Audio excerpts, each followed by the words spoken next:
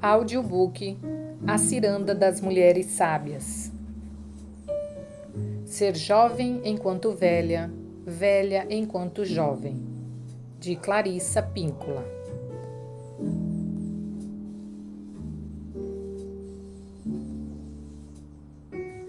A pequena casa na floresta. Ah, minha criatura admirável, seja bem-vinda. Entre, entre. Estou esperando por você. Por você e pelo seu espírito. Fico feliz por você ter conseguido encontrar o caminho. Venha, sente-se comigo um pouco. Pronto, vamos fazer uma pausa, deixando de lado todos os nossos inúmeros afazeres. Haverá tempo suficiente para todos eles mais tarde. Em um dia distante, quando chegarmos às portas do paraíso, posso lhe garantir que ninguém vai nos perguntar se limpamos bem as rachaduras na calçada. O que é mais provável é que no portal do paraíso queiram saber com que intensidade escolhemos viver. Não por quantas ninharias de grande importância nos deixamos dominar. Por isso vamos, por enquanto, permitir apenas que o pensamento tranquilo nos abençoe por um tempo antes que voltemos a falar sobre o velho realejo do mundo. Venha, experimente essa poltrona. Acho que é perfeita para o seu corpo querido. Pronto, agora respire bem fundo. Deixe os ombros caírem até o ponto que lhe seja natural. Não é bom poder respirar esse ar puro? Respire fundo mais uma vez. Vamos, eu espero. Viu? Está mais calma, mais presente agora? Eu preparei a lareira perfeita para nós. O fogo vai durar a noite inteira, o suficiente para todas as nossas histórias dentro de histórias. Um momentinho só, enquanto termino de lavar a mesa com menta fresca. Pronto, vamos usar a louça bonita.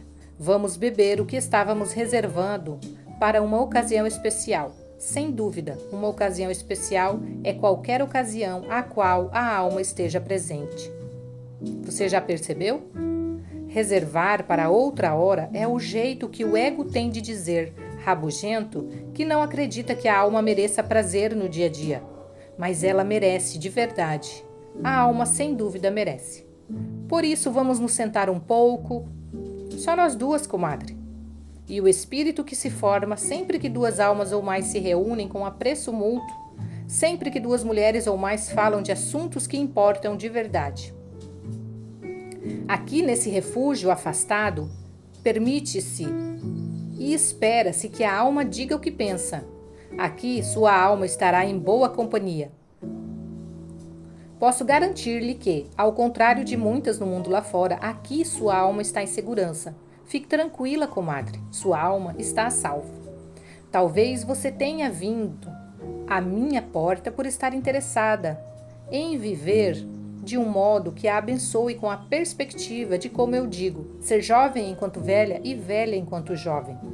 O que significa estar plena de um belo conjunto de paradoxos mantidos em perfeito equilíbrio. Está lembrada? A palavra paradoxo significa uma ideia contrária à opinião de aceitação geral. E o que acontece com a grande maré? A maior parte das mulheres, a grande madre, porque ela é uma sábia em preparação que mantém unidas as grandes e totalmente úteis capacidades aparentemente ilógicas da psique profunda. Os atributos paradoxais do que é grande são principalmente ser sábia e, ao mesmo tempo, estar sempre à procura de novos conhecimentos. Ser cheia de espontaneidade e confiável. Ser loucamente criativa e obstinada. Ser ousada e precavida. Abrigar o tradicional e ser verdadeiramente original. Espero que você entenda que todos esses atributos se aplicam a você de um modo geral e em detalhes, como algo em potencial, meio realizado ou já perfeitamente formado. Se você sente interesse por essas contradições divinas, Sente interesse pelo arquétipo misterioso e irresistível da mulher sábia, do qual a avó é uma representação simbólica? O arquétipo da mulher sábia pertence a mulheres de todas as idades e se manifesta sob formas e aspectos singulares na vida de cada mulher. Falar da imagem profunda da grande avó como um dos principais aspectos do arquétipo da mulher sábia não é falar de alguma idade cronológica ou de algum estágio na vida das mulheres. A grande perspicácia, a grande capacidade de premonição, a grande paz, expansividade, sensualidade, a grande criatividade, argúcia e coragem para o aprendizado, ou seja, ser sábia, não chega de repente perfeitamente formada e se amolda como uma capa sobre os ombros de uma mulher de determinada idade. A grande clareza e percepção, o grande amor que tem magnitude, o grande autoconhecimento que tem profundidade e amplitude, a expansão da aplicação refinada da sabedoria, tudo isso é sempre uma obra em andamento. Não importa quantos anos de vida a mulher tem acumulado. Os fundamentos do que é grande, em oposição ao que é apenas comum, são conquistados no início da vida, no meio ou mais tarde.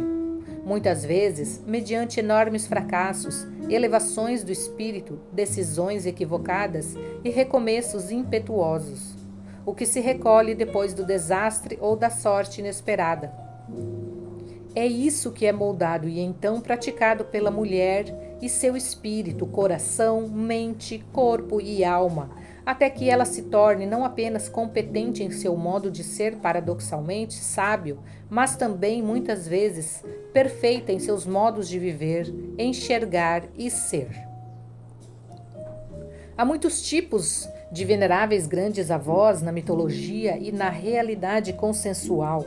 É verdade que ser literalmente avó de uma criancinha é como se apaixonar e que o nascimento de crianças pode provocar uma sensação de total enlevo numa pessoa mais velha. Além disso, o orgulho e o esplendor de ter sido mãe de uma mulher que se tornou mãe transparecem e conferem uma grandeza toda especial. E existem muitas outras formas de ser ungida com a imagem de avó, o que não se restringem à prole. Há mulheres na vida real que são grandes genitoras de gerações de ideias, processos, genealogias, criaturas, períodos de sua própria arte, sempre se tornando mais sábias e se manifestando dessa forma.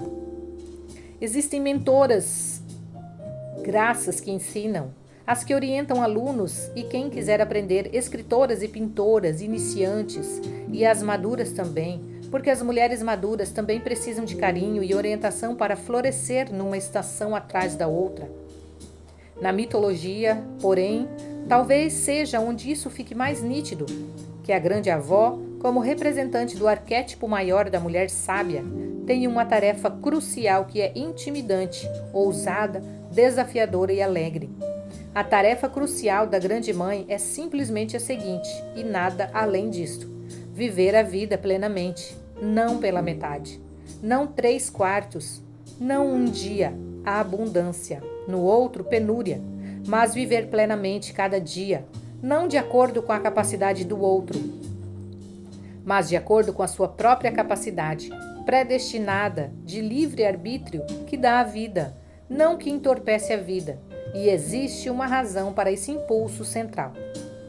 Uma das minhas avós, Victoria, tinha um cachorrinho com um defeito de oclusão que parecia a miniatura de um terrível cérbero, mas que era um doce de criatura. Minha avó também tinha um gatinho preto que costumava atacar os rosários que ela mantinha pendurados em todas as maçanetas das portas na casa inteira, caso eu precise rezar por alguém com muita pressa.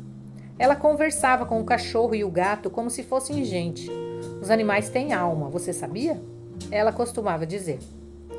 Quando o cachorro de repente dava um salto com grande energia para acompanhar um novo cheiro no ar, o gato também começava de repente a correr pelo aposento.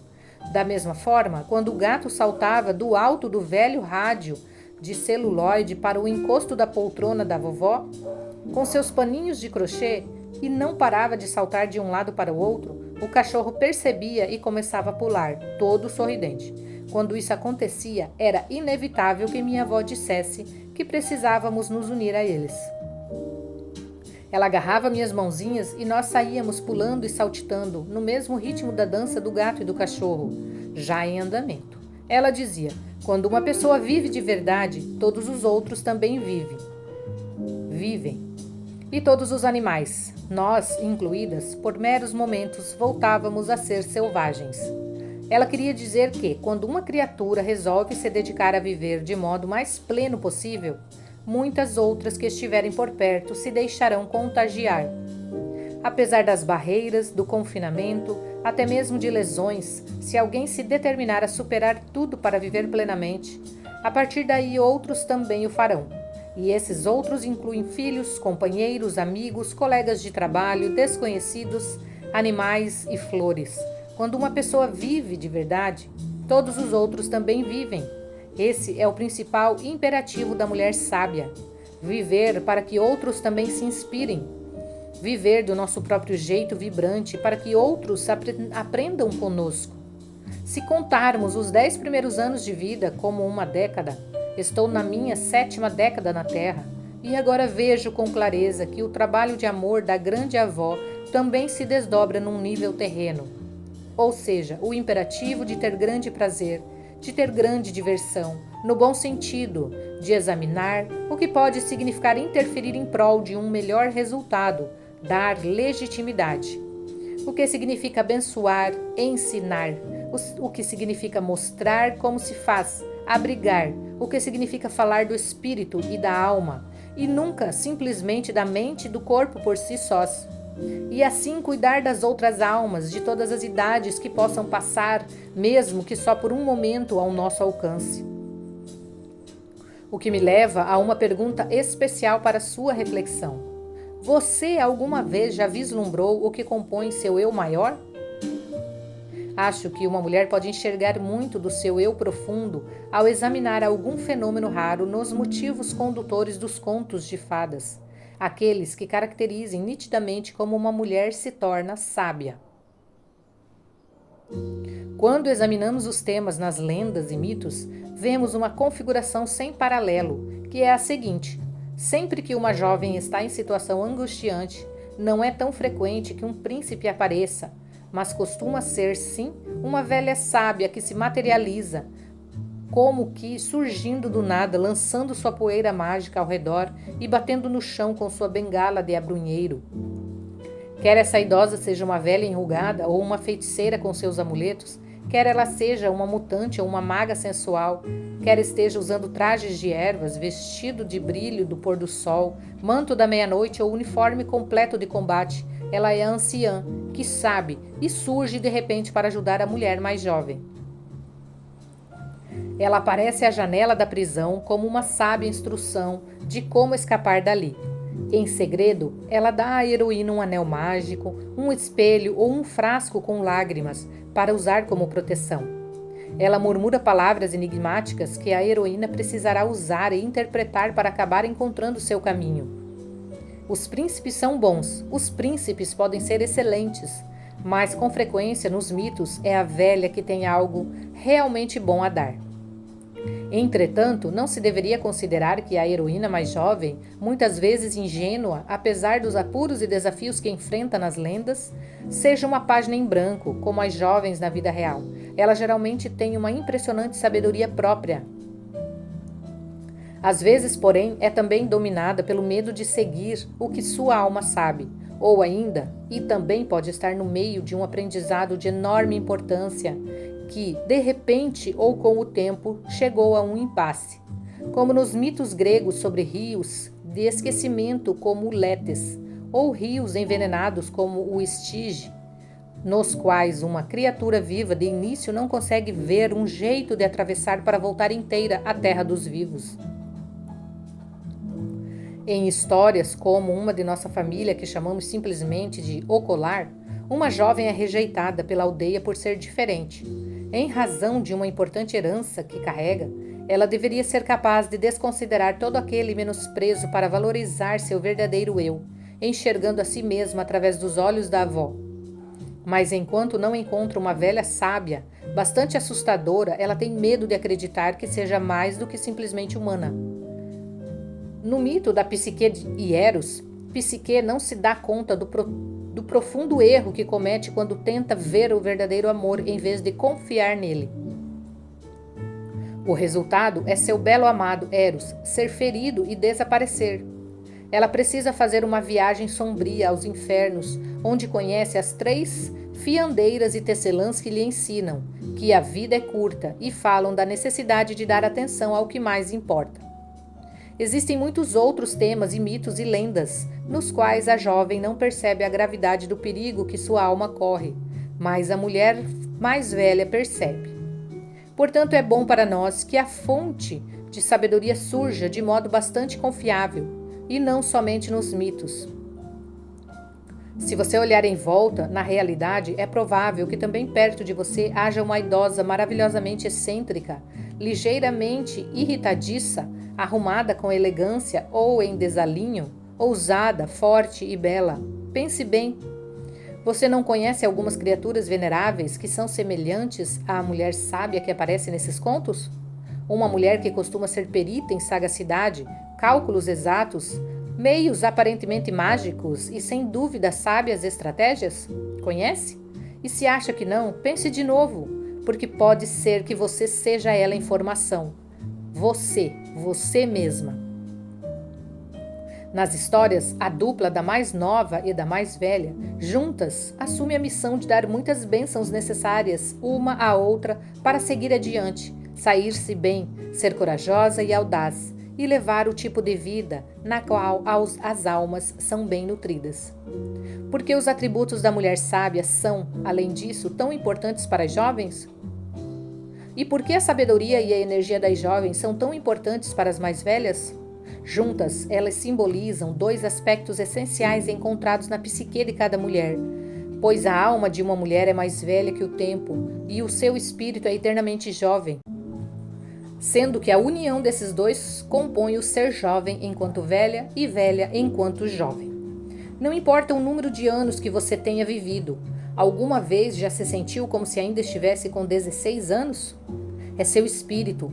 O espírito é eternamente jovem e, embora cresça em experiência e sabedoria, ele possui a exuberância, a curiosidade e a criatividade desenfreada da juventude. Você alguma vez sentiu que disse ou fez algo muito mais sábio, mais inteligente do que você realmente aparenta ser na vida diária? Essa é uma das provas da existência da alma, a força antiga no interior da psique que sabe e age de acordo. Numa psique equilibrada, essas 2 forças, o espírito jovem e a alma velha e sábia, se mantêm num abraço em que mutuamente se reforçam. Psique foi construída para ter seu melhor funcionamento, enfrentando dragões, fugindo de torres, dando de cara com um monstro, rompendo encantamentos, encontrando o brilho, lembrando-se da própria identidade, quando é guiada por essa dupla dinâmica. E o que deveria fazer uma mulher que perdeu o contato com um ou com o outro aspecto dessa preciosa natureza dupla dentro de si mesma? Seja o espírito para sempre jovem, seja a anciã conselheira, aqueles aspectos exatos que tornam uma mulher uma grande neta, uma grande avó e uma grande alma? Receber a bênção para viver de verdade, às vezes passamos toda a nossa vida à espera da bênção, daquela que abra totalmente os portões. Ande, sim, seja a força que você está destinada a ser. Ande, sim, viva como um ser pleno o tempo todo, até seus limites mais distantes. Uma bênção não faz com que você ganhe alguma coisa, mas, na verdade, faz com que você use alguma coisa, algo que você já possui, o dom que nasceu junto com você no dia em que você chegou à Terra. Uma bênção é para que você se lembre totalmente de quem você é e faça bom uso da magnitude que nasceu embutida no seu eu precioso e indomável. Se você esteve esperando por essa bênção, peço-lhe que não espere mais, pois as bênçãos que aplicar sobre a sua cabeça se baseiam na visão comprovada dos atributos inatos e eternos da sua alma. E quem ousaria dizer que consegue enxergar esses atributos? Ah, Aqui precisamos fazer uma pausa para rir juntas, pois se você pode fazer a pergunta é porque já conhece a resposta. Escreva o seguinte para não se esquecer: jamais subestime a audácia espiritual de uma velha perigosa. Está lembrada de que no início dissemos que aqui a alma teria liberdade para falar?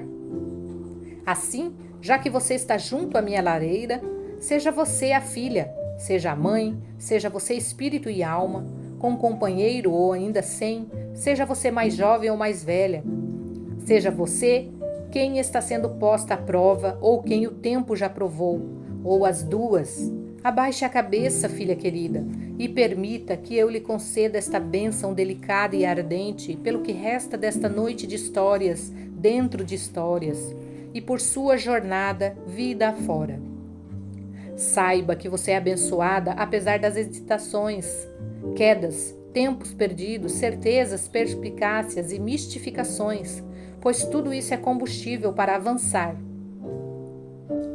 Portanto, sempre que consigamos resistir a quaisquer falsidades coletivas que procurem anular a visão e a audição da alma, assim a mulher sábia espia do medo do bosque cerrado, que nos afastemos dos zombeteiros que não ouvem esse chamado para a vida da alma.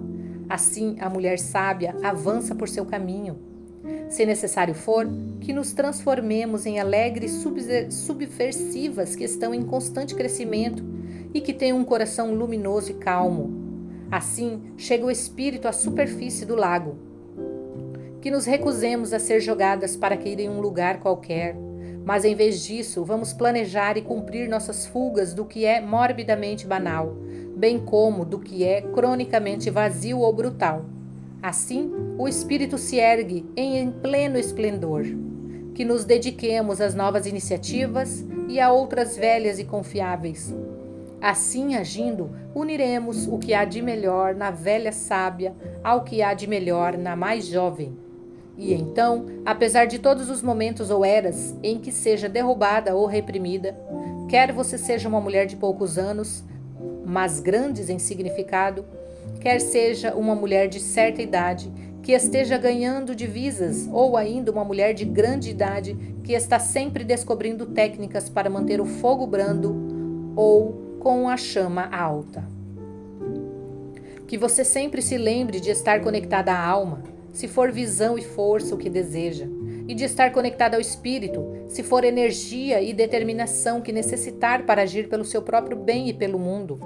E se for sabedoria o que quiser, que você sempre una o espírito à alma, ou seja, una a ação à paixão, a ousadia à sabedoria, a energia à profundidade, e convide todos os aspectos da psique para o hierosgamos, esse matrimônio sagrado. Assim, filha querida, anime-se e inspire-se. Assim, que você escolha o que tornar maior, não menor, seu coração, sua mente e sua vida. Que você absorva o que tornar mais profundo, não mais amortecido em seu coração, sua mente e sua vida. Que você escolha o que a faça dançar, não mais andar pesadamente nem cochilar pelo tempo afora. A alma e o espírito têm instintos excelentes, trate de usá-los. A alma e o espírito têm admiráveis dons do coração, trate de desdobrá-los. A alma e o espírito têm a capacidade de ver longe, remar muito e se curar razoavelmente bem, trate de usá-la. Desde sempre esteve esperando por você na sua floresta interior, uma mulher, a maior das maiores, sentada à beira da maior das maiores fogueiras. Apesar de você atravessar a escuridão esmagadora para criar diamantes, ou o deserto que a priva de tudo, mas que a sustenta com sua água oculta, apesar de ter de se desviar ao chegar ao rio para ser transportada por sobre as corredeiras por mãos invisíveis, apesar de toda e qualquer luta, aquela mulher, a maior das maiores, em pleno espírito, está à sua espera, enviando pacientemente mensagens pelo sistema de raízes da sua psique de todos os modos possíveis. Esse é o trabalho dela, o maior dos maiores, e o maior dos maiores trabalhos que cabem a você é encontrá-la e mantê-la para sempre. Há quem diga que bênçãos são apenas palavras, Mas, minha filha, tendo em vista sua esperança, sua capacidade para amar, seu anseio pela alma e pelo espírito, sua carga criativa, seu interesse e fascínio por viver a vida plenamente, essa bênção para você não é só palavras. Digo-lhe que esta bênção é profecia. Quando uma pessoa vive de verdade, todos os outros também vivem. A sabedoria da nova vida. Las abuelitas, as vovozinhas. Escute, meu amorzinho, nunca subestime a resistência da velha sábia. Apesar de ser arrasada ou tratada injustamente, ela tem outro eu. Um eu primordial, radiante e incorruptível, por baixo do eu que sofre o ataque. Um eu iluminado que permanece incólume para sempre. Está comprovado que a velha sábia tem uma envergadura de asas de 6 metros, escondida por baixo do casaco, e uma floresta toda dobrada no seu bolso fundo. De certo, podem se encontrar debaixo de sua cama pantufas de 7 léguas ou lamê dourado, e através dos seus óculos, quase tudo que pode ser visto há de ser visto. O tapetinho diante de sua lareira pode realmente ser um tapete mágico. Quando aberto, é provavelmente que seu chale tem a capacidade de acionar os cães do inferno ou então de invocar as mais estreladas da noite. Ela dá gargalhadas enquanto navega pelo firmamento da metade do seu próprio coração partido. Suas penas se erguem porque ela está sempre aprendendo o amor. Ela desce para se aproximar do alento de qualquer criatura que cante. Ela procura proteger a alma de tudo. Pássaros canoros contam-lhe as notícias ocultas. E assim ela tem a visão mágica que enxerga para diante e para trás do presente. Como sua equivalente humana, é muito provável que ela more perto de um rio querido, ou então talvez ela própria seja simplesmente um rio. A mulher que sabe seus atributos, capacidade de desafiar as probabilidades e ensinar outras a fazer o mesmo. As árvores filhas. Toda árvore possui por baixo da terra uma versão primeva de si mesma. Por baixo da terra, a árvore venerável abriga uma árvore oculta, feita de raízes vitais constantemente nutridas por águas invisíveis. A partir dessas retículas, a alma oculta da árvore empurra a energia para cima, para que sua natureza mais verdadeira, audaz e sábia viceje a céu aberto. O mesmo acontece com a vida de uma mulher. Como a árvore, não importa em que condições ela esteja acima da terra, exuberante ou sujeita a enorme esforço, por baixo da terra existe uma mulher oculta que cuida do estopim dourado, aquela energia brilhante, aquela fonte profunda que ela nunca será extinta. A mulher oculta está sempre procurando empurrar esse espírito essencial em busca da vida, para cima, para que atravesse o solo cego e consiga nutrir seu eu a céu aberto e o mundo ao seu alcance. Seus períodos de expansão e reinvenção dependem desse ciclo. Você já amou uma árvore? Se amou uma floresta ou uma árvore, sabe que existem árvores que, apesar de tudo que tenha dado errado, conseguem enganar a todos e sobrevivem para contar e ensinar sobre seu admirável retorno à vida. É, mais uma vez, o estopim dourado. Conheci muitas dessas árvores vigorosas nos bosques do norte, onde passei a infância. Contudo, naquela época, como ocorre com frequência na vida das mulheres também, as grandes árvores eram repetidamente expostas a riscos por conta de rápidos esquemas de incorporação imobiliária. Em vez de ver a terra como um corpo vivo e construir em harmonia com suas curvas de nível, empreendimentos inteiros eram dispostos sobre o terreno, forçando-o a se adequar a ideias que não eram de sua criação. Foi assim que muita terra fértil e cultivável ficou soterrada debaixo de cubículos de casas idênticas, tanto que os morros e patamares da terra pareciam blindados, como as escamas sobrepostas ao longo da espinha de um dragão. As praias foram transformadas em concreto, e trilhas verdejantes foram asfaltadas até praticamente não restar um trecho de verde sequer. Nesse ambiente, as árvores, tanto as velhas quanto as novas, eram ameaçadas diariamente pela poluição, pela invasão do seu espaço, por alterações no lençol freático e, em consequência, pelo desequilíbrio dos nutrientes essenciais que extraíam do solo. Uma dessas árvores ameaçadas que conheci era uma enorme avó, um choupo. Essa árvore específica tinha sobrevivido por vários séculos a todo tipo de intempérie, inundação, congelamento e a todas as criaturas que tentaram corroê-la. Ela era o que nós chamávamos de árvore da nevasca no verão, porque lançava suas sementes diminutas presas em uma reluzente penugem branca. Elas voavam e flutuavam nos ventos quentes da primavera, gerando uma tempestade de neve fina e transparente. Seria um equívoco imaginar que, por lançar suas sementes em saias cheias de babados, ela fosse frágil. Ela não era. Ela era uma guerreira. Um dia, porém, mesmo depois de provar o seu valor nas batalhas que nunca buscava, mas que vinham confrontá-la diretamente repetidas vezes, e embora continuasse resistindo, ereta e majestosa, bem, um dia ela foi, descoberta por um grupo de gente armada de serras, de arco e machados. E então, ao longo de algumas semanas terríveis, pois tamanha era sua circunferência, tão profundos eram seu coração e sua força, sem nenhuma cerimônia ela foi picada e derrubada. Depois foi levada embora por um grande caminhão preto com chaminé. Na serraria antiquada de teto de zinco, ela foi mais desdobrada, como se diz nas madeireiras, em madeira comum para estrados de carga e caixotes.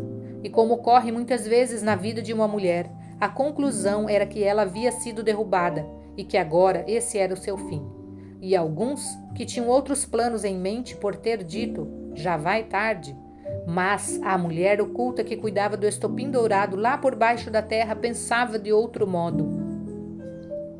Imagine um tijolo de verdade. Agora imagine um enorme choupo vivo, confinado numa casca que tivesse os formatos e tamanhos de milhares de tijolos toscos em linhas ondulantes, de cima a baixo, pelo tronco inteiro. Essa era a profundidade em que a casca do choupo estava entalhada. Em si, uma visão espantosa. Os velhotes que se alojavam entre os emaranhados de fios e mangueiras no posto de combustível disseram que a casca espessa fez com que os primeiros golpes poderosos dos machados saltassem de volta dos cortes e perseguissem os lenhadores pela rua abaixo. Disseram que só a remoção da casca do tronco exigiu 7 dias de trabalho pesado. É difícil matar a vigorosa carapaça de um espírito altaneiro. A vida de uma árvore, a vida de uma mulher, não precisava e não precisa ser assim, tolhida e retalhada para abrir caminho para outra coisa de valor duvidoso. Há outros modos de viver a sua vida e deixar outras vidas em paz, de se harmonizar, de chegar ao pleno florescimento por toda parte. Minha família vinha de uma tradição camponesa na qual as árvores para corte eram separadas das árvores da floresta. Elas semeavam árvores em áreas demarcadas, algumas para vender, algumas reservadas para o uso da madeira. Mas as gigantes da natureza eram encaradas de outro modo. As árvores da floresta não deviam ser derrubadas, pois as grandes árvores eram as verdadeiras guardiãs espirituais do povoado.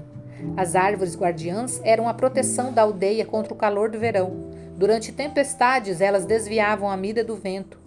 Com seu tronco seguravam os amontoados de neve e evitavam que a neve acabasse por soterrar os chalés rurais e pusesse vidas em perigo. As grandes árvores da floresta impediam que os grãos soprados pelo vento entrassem pelas mínimas junções nos beirais dos telhados e pelas soleiras das portas. Isso elas faziam apanhando nos seus ramos frondosos a poeira que o vento levantava nos campos. As velhas árvores propiciavam uma felicidade luminosa e calma ao coração de todos os que vinham ou que nelas se encostavam. E assim, as velhas árvores, como os anciões da aldeia, nunca eram cortados nem deixados à míngua. Na antiga tradição da terra natal, se essa árvore do qual estamos falando tivesse tido uma morte natural, no momento certo da sua própria hora, só então ela teria sido derrubada, caso não tivesse caído sozinha. Do seu tronco, porém, seria tirado um pau de cumeira, assim como muitas escoras e ripas para forro. A partir daí, haveria uma casa cuja estrutura seria construída com sua madeira. A casa seria construída ao alcance da visão, das raízes da velha árvore. Isso para que todos pudessem dizer com orgulho: está vendo? No final da vida, essa árvore foi derrubada com a devida gentileza. Ela então veio para um lugar bom e próximo sob uma nova forma, Seu amor por nós e nosso amor por ela nunca terminaram. Ela ainda está conosco. Se, em vez de viver no embotamento do mundo moderno, que às vezes pressiona os seres humanos a adotar eficácias a curto prazo, em vez de um planejamento a longo prazo que mantenha viva a generosidade da natureza, o grande Chopo tivesse vivido na terra dos antepassados, dos seus nós, os velhos sábios teriam esculpido tigelas que acompanhassem os rios do seu veio. As tigelas seriam usadas como recipientes para leite de égua e para pão preto. O pintor de imagens do povoado teria pintado na parede da argamassa caída na varanda da casa, abaixo do telheiro, um retrato do próprio Chopo, para demonstrar que as raízes da casa e as raízes da enorme árvore estavam unidas por baixo da terra, tanto quanto a céu aberto. Mas isso era naquela época, em um momento em que algumas pessoas se esquecem de que a natureza não é um desconhecido, mas faz parte da família. Depois que o Chopo foi derrubado, as pessoas tiveram muitos sentimentos a respeito do seu fim. Algumas ficaram impassíveis, outras, em um número muito maior, ficaram indignadas, mas a maioria se sentiu desconcertada com a destruição de um ser tão admirável. Um ser que na maior parte do tempo fornecia tudo para qualquer um que quisesse qualquer coisa. A árvore avó, o repouso à sua sombra, o brilho das estrelas atravessando sua copa à noite, uma criatura na qual era possível descansar. Um conforto no som incomparavelmente tranquilizador do vento nas folhas falantes. Um lugar onde namorados podiam se demorar, um tronco no qual alguém poderia se encostar para chorar, uma copa sob a qual os espíritos afins poderiam conversar em paz. No local onde antes ela tocava o céu, havia agora um espaço sinistro, um vazio, uma abertura escura que dava para lugar nenhum. Nem mesmo os arbustos frondosos e as formas de samambaias que vinham perto do chão, esses jamais poderiam compensar a falta da sua torre verde. E ainda assim, a mulher oculta debaixo da terra cuidava do estopim dourado, sempre e sempre. Ao longo do ano, começou a acontecer alguma coisa com aquele enorme cepo de Chopo. O que restou da árvore no chão tinha mais de 1,80 metros de diâmetro. Aquele tampo de mesa, plano e prateado, era grande o suficiente para que 4 mulheres de quadris largos se deitassem nele, lado a lado, sem desconforto. O tempo passava e passava. Então teve início o que chamo de um lento milagre. Do cepo liso sobre o qual a árvore viva um dia se erguera, cresceram 12 rebentos a partir da velha árvore avó, direto para o alto, fortes, ondulantes, dançando numa roda. Em cima do cepo, em torno da sua borda, 12 árvores que dançavam. As árvores jovens que cresceram a partir do corpo do velho Chopo eram, obviamente, suas filhas. Na mitologia, uma árvore dessas, com sua prole, às vezes é chamada de árvore do círculo de fadas.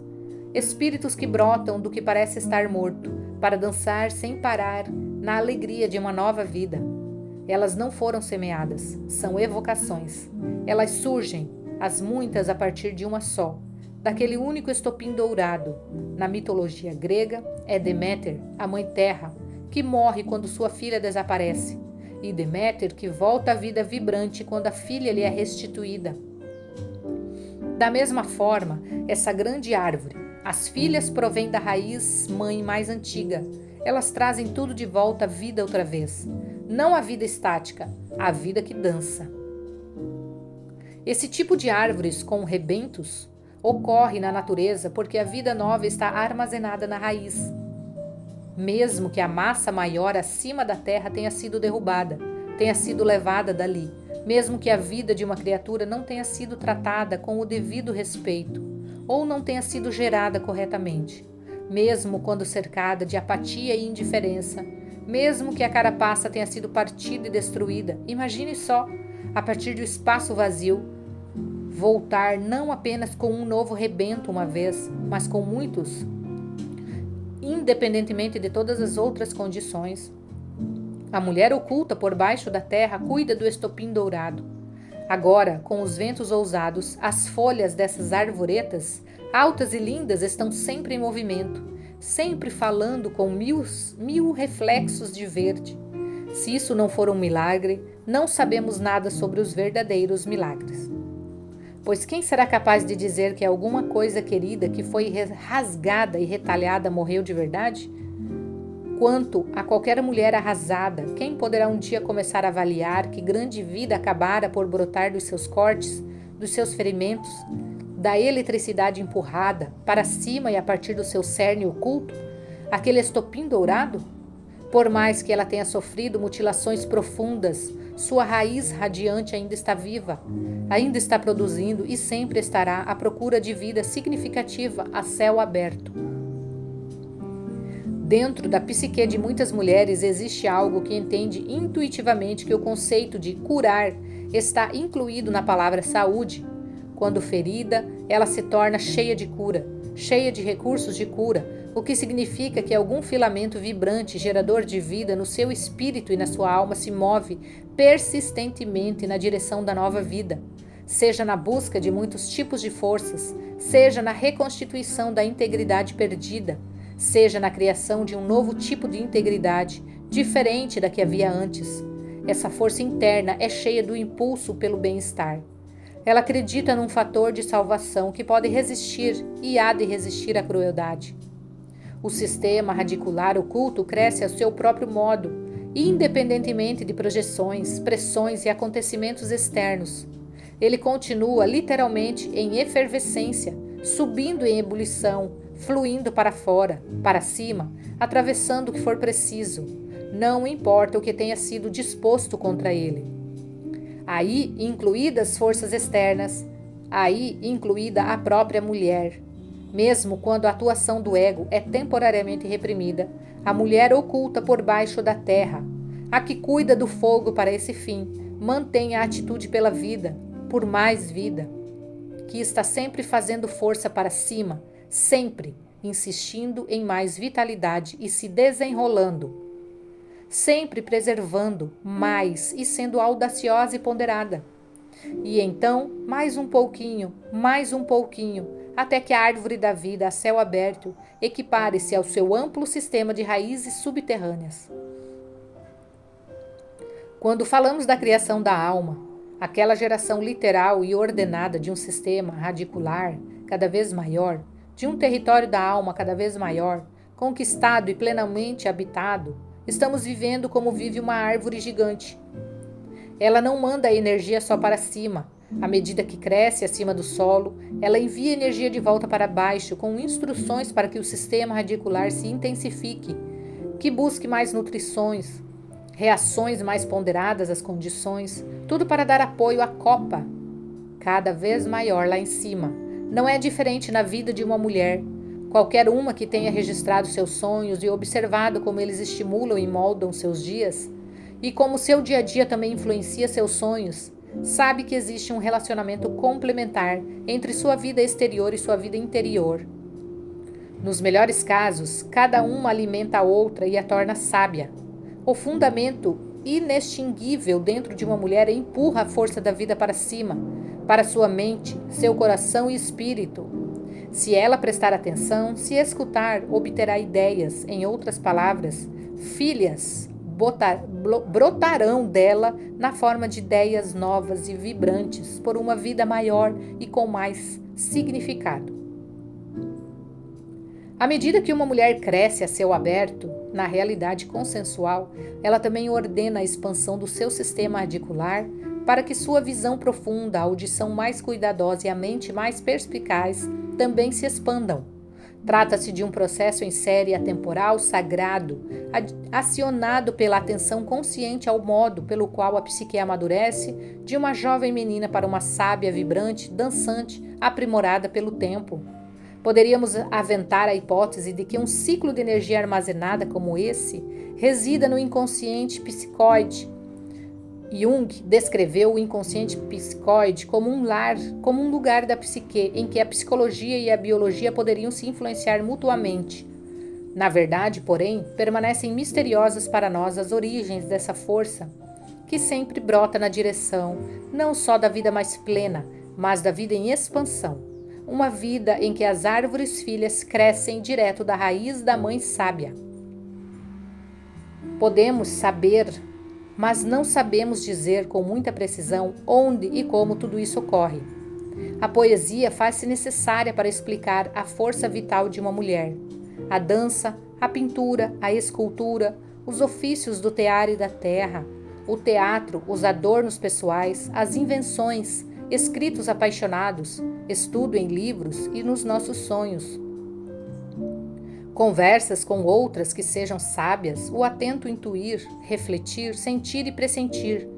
Criações e realizações de todos os tipos são necessárias, pois existem certos assuntos místicos que as palavras concretas isoladas não conseguem expressar, mas que as ciências, contemplações do que é invisível, porém palpável, e as artes conseguem.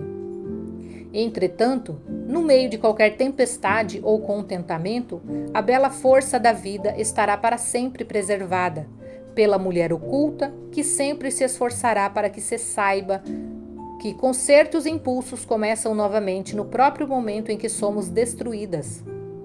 Assim, essa força interior atua como uma grana medre, a maior das árvores, a essência da sanidade e da sabedoria da alma que sempre nos guia e que jamais nos abandonará.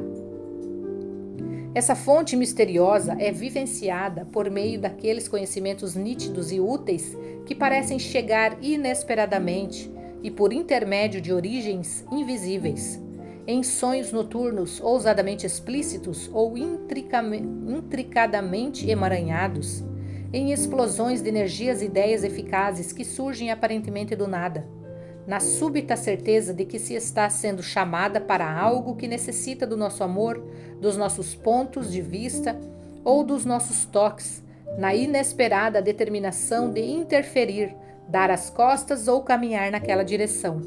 Como a velha sábia que aparece de repente em contos, essa fonte que guarda o estopim dourado se manifesta mediante exortações interiores para que atuemos discretamente ou com exuberância no impulso perspicaz de criar uma nova, mais uma vez, valorizar mais fundo, consertar melhor, proclamar mais longe, proteger a vida nova. A primeira impressão dessa prova atemporal pode ser estudada também nas mulheres de carne e osso, aquelas que estão sempre procurando reter significados, em vez de criar alianças somente com os perecíveis. As que anseiam por florir e estão hesitantes ou firmes, desenvolvendo os ovários para florescer plenamente e com frequência. As que lutam para pertencer a si mesmas e estar no mundo ao mesmo tempo.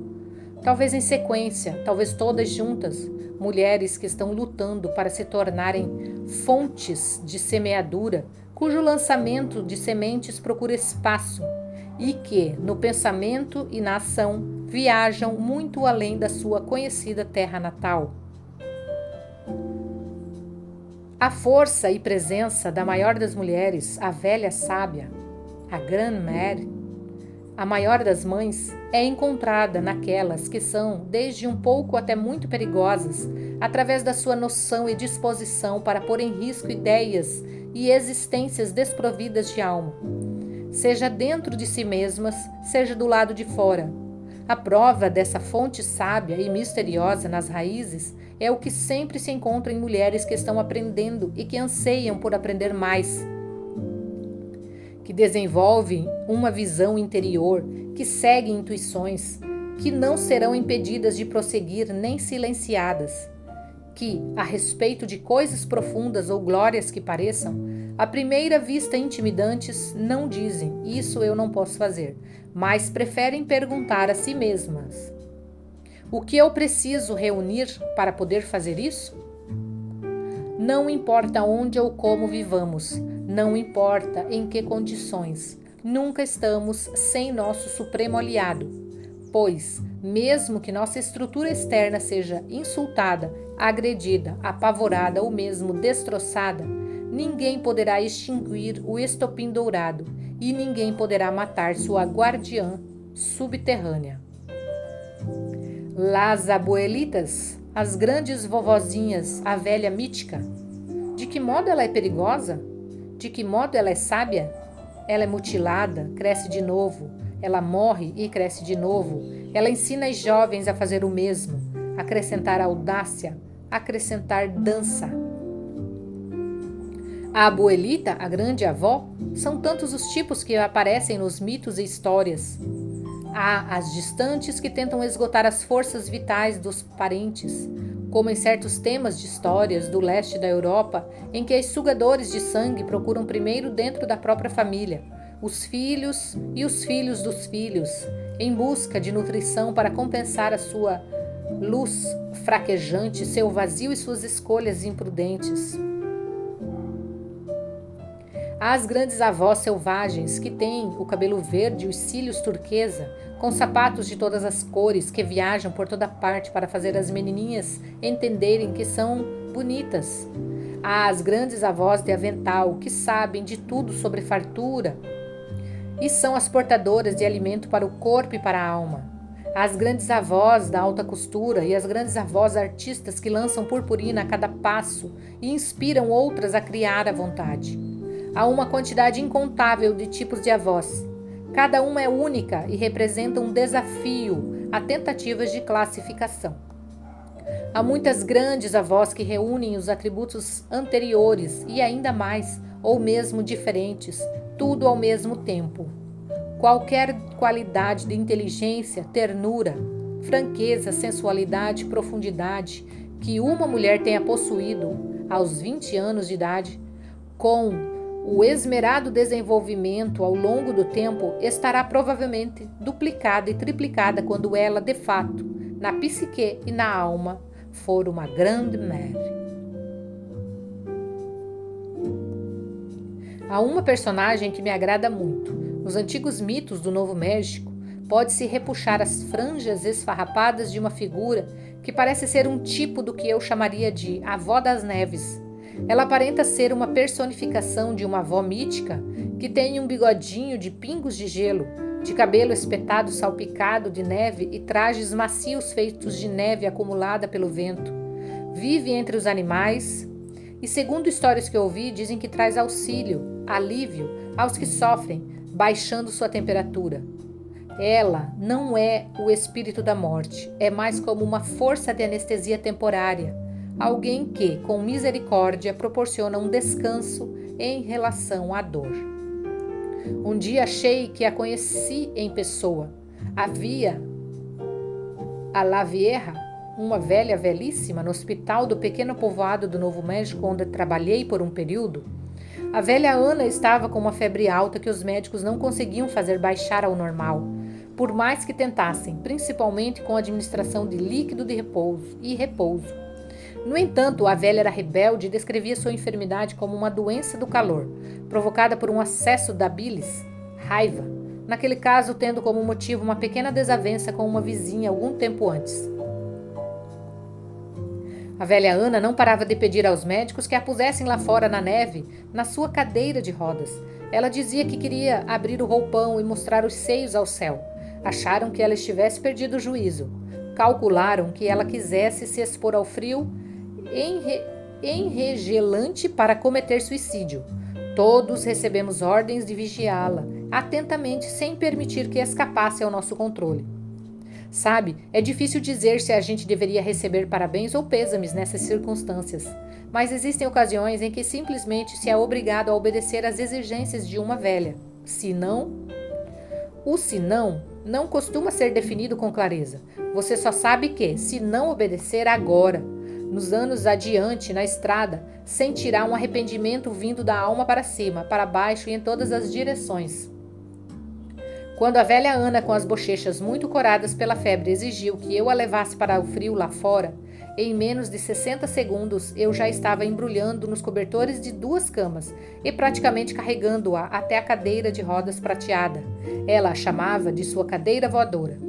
E me esgueirando com ela pela porta lateral, ela estava sentada toda empertigada por baixo daquelas cobertas que iam arrastando no chão, usando só seu corpinho nu e um daqueles roupões de algodão azul claro, todo estampado com xícaras e torradeiras, já desbotado de tanto ser lavado. Enquanto eu a empurrava lá para fora, sob um céu azul noite todo estrelado, A sombra enegrecida das montanhas, sangue de Cristo, a velha Ana exultava, numa beatitude triunfal. No entanto, o que mais ocupava minha atenção eram os punhos de metal daquela cadeira voadora. Os punhos prateados ficaram frios como gelo seco, tão rápido que todos os 5.000 ossos das minhas mãos ardiam e doíam como se fossem partir. Aí pensei comigo mesmo, sem dúvida, nós duas vamos morrer aqui fora. Eu até conseguia ver a manchete do jornal da pequena cidade, comunidade em choque, duplo suicídio. Mas a velha Ana não se deixou atingir pelo frio. Ela me pediu para ajudá-la a se levantar. Na realidade, ela me deu uma ordem. Mirra, arriba! Minha filha, para cima. E então, bem ali no meio da neve de inverno, diante de Deus, só eu e ela, com os sapatos acabados, sem meias, usando na cabeça o cachecol de chifão cheio de fios repuxados e deixando o grande rosário preto no assento da cadeira, Ana se levantou, como um guincho correndo o sério perigo de se partir com o esforço de içar uma carga pesada demais para ele. Entretanto, por fim, ela conseguiu se pôr de pé, oscilando nos calcanhares. Pensei, tudo bem, só mais 2 segundos. E eu a embrulho de novo, ponho na cadeira de rodas e volto correndo para o prédio aquecido com esse seu precioso esqueleto de velha. E assim, estendi a mão para segurar o seu braço e conduzi-la de volta para a cadeira. Mas, com a força de 10 mulheres, ela rodopiou, e rodopiou é a palavra certa. E com a agilidade de uma mulher de repente 80 anos mais nova, e com um berro horripilante. Ah! Ela abriu o roupão e lá estava ela. A Madonna nua como veio ao mundo, de pé no meio dos cobertores, e do roupão caído na neve, tendo ao redor só neve derretida e gelo. Fiquei sem fôlego por um momento, e por mais de um motivo, pois devo lhes dizer com total franqueza que naquele instante eu me tornei testemunha do fato de que os seios de uma velha são belas criaturas, algo maravilhoso de se contemplar. Ficamos ali paradas no frio e no vento, meu rosto e minhas mãos estavam mais aquecidos, ou talvez tão dormentes que eu já não os sentisse. A velha Ana respirava fundo, prendendo o ar, para depois soltá-lo sem explosões. Por fim, quando Ana, essa velhinha pequena como um passarinho, viu uma estrela cadente como qualquer um pode ver a intervalos de minutos no Novo México, ela me disse toda alegre, todo finito, agora chega, pode me levar de volta, Mirra, minha filha.